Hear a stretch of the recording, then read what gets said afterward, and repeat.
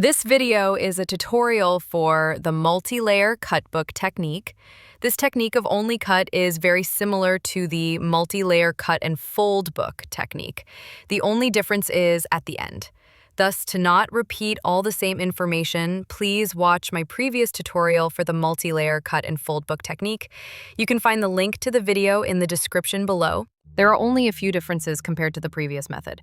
Namely, if you chose the third approach, the difficult, unrestricted approach, you do not need to draw the cut reference lines. In fact, you may need one line fewer than the number of layers. This is because your book's foredge may replace the first line. However, there may be some circumstances when you do not want to use your book's foredge as the first layer. For example, if it is not tidy or it is not straight. In this case, you need as many lines as there are layers. Otherwise, steps 1 to 3 are the same as for method 1. The main difference is in the fourth step. Instead of folding the tabs, you cut them off. You cut them along the line which corresponds to the layer number, keeping in mind that the foredge may be the first line in your case. This is how it is in my case. The foredge replaces the first line, so I only draw 4 lines, corresponding to layers 2 through 5. And that is all. This is the main difference. However, for this method, is it better to use pencils instead of pens to draw the lines and write the layer numbers?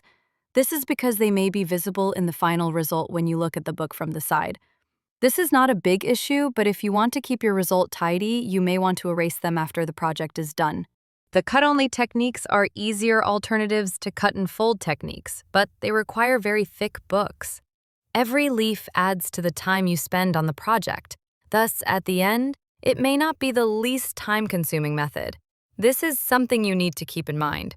If you use the cut-only technique for a thin book, most likely you won't obtain a desirable effect. You can watch my video, Choose the Right Book for Your Book Art Project, Part 7 of my book art tutorials to always obtain outstanding results for your projects. You will find the link to that video in the description below. Mark, cut, fold, and enjoy your book with NailYt.